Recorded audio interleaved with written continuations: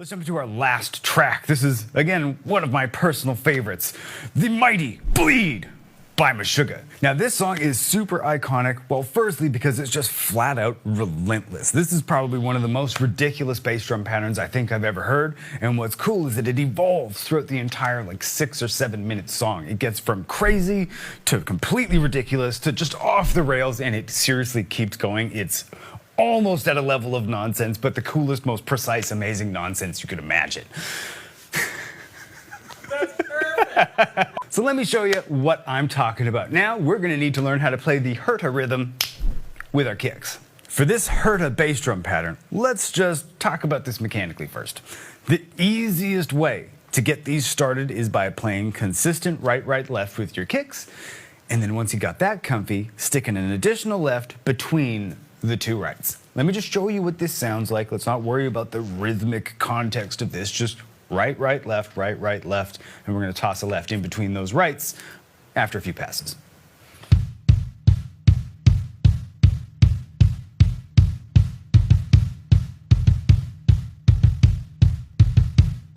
Now, it should be noted, your left foot is actually playing evenly spaced notes while this is all going on. Let me try the same thing again, but I'm gonna bridge my left foot over to the hi-hat so you can hear it, especially.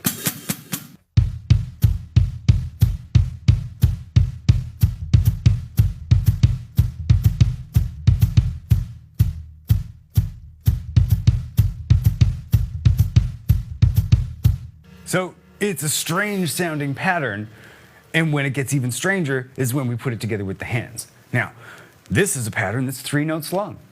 Our hands are going to play a typical rock beat, and guess what? That means this is going to line up polyrhythmically. So let me go slowly and put these two pieces together so you can see what it sounds like.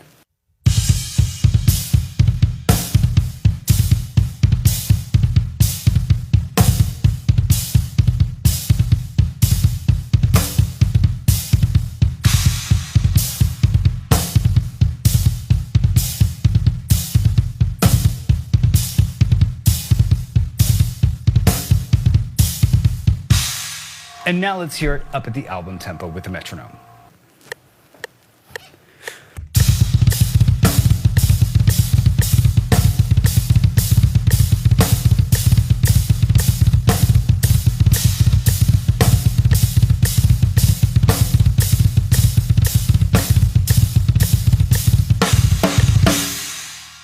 All right, so that was Meshuggah's Bleed. Probably one of the coolest double bass tracks that I've ever heard. I remember I literally freaked out when I first heard this thing. I had to run down to my set and learn how to play it immediately. Thankfully for myself, I'd already figured out that Herta rhythm with my hands, so it was basically just assign that duty to your feet and off to the races with you, but that's not to say it's easy. That song takes a pile of endurance, and it's tricky to make it sound really, really clean. If I heard correctly, it took Thomas Hawk himself about 6 months to even get this thing ready to play it in the studio. So if that's any indication of just how ridiculous this is, yeah, it's straight up nuts.